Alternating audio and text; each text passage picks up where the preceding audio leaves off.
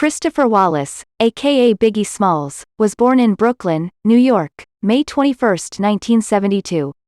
He was the son of Jamaican parents, Valletta Wallace, a preschool teacher, and George Latour, a welder and small-time politician. He was raised in the poor Brooklyn neighborhood of Bedford-Stuyvesant as the son of a preschool teacher. Dropping out of high school at the age of 17, Biggie became a crack dealer, which he proclaimed was his only source of income. Hustlin' one's way was a common life for a young black man trying to make a living in the ghetto. His career choices involved certain risks.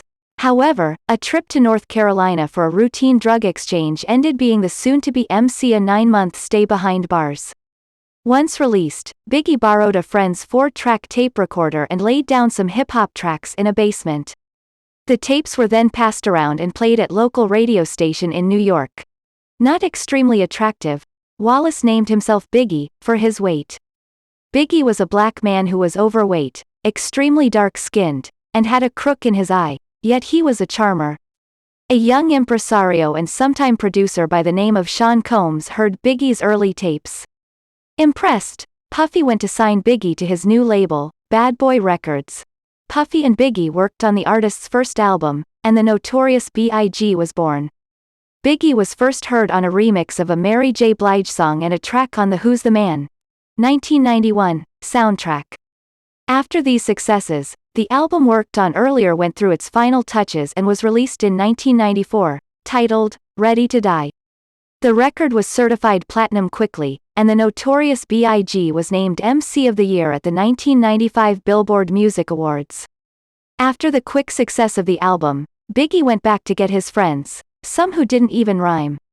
He had several run-ins with the law, on charges that ranged from beatings, to drugs and to weapons, while all claimed that Biggie was a gentle person. He soon met a rapper from the West Coast named Tupac Shakur, and the two became friends. Tupac supported Biggie and was often giving him advice. However, their friendship turned into the most violent era of hip-hop music on November 30, 1994.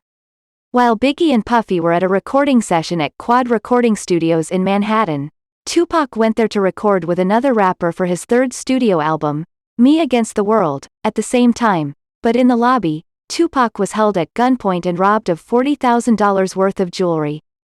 Tupac was shot 5 times. Biggie rushed down just in time to see Tupac being loaded into an ambulance.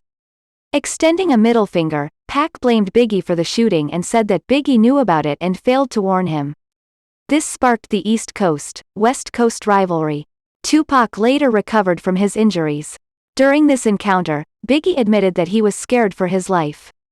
Biggie never responded to any of Tupac's disses. Tupac attacked Biggie in every way he could, even starting strong rumors that there was a love affair between Tupac and Biggie's wife, Faith Evans.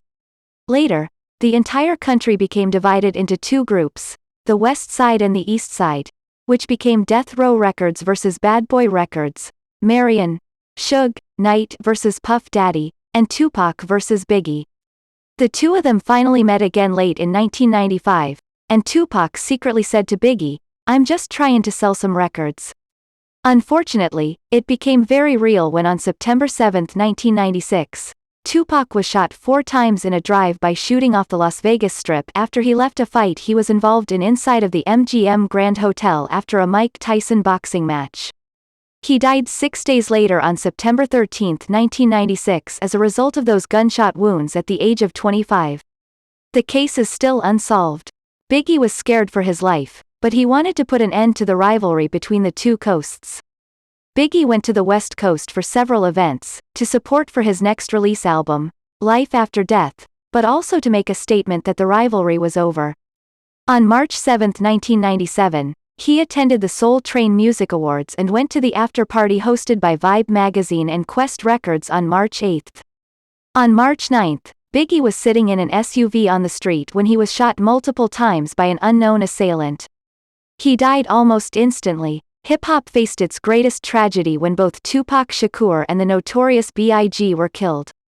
Biggie was only 24 years old.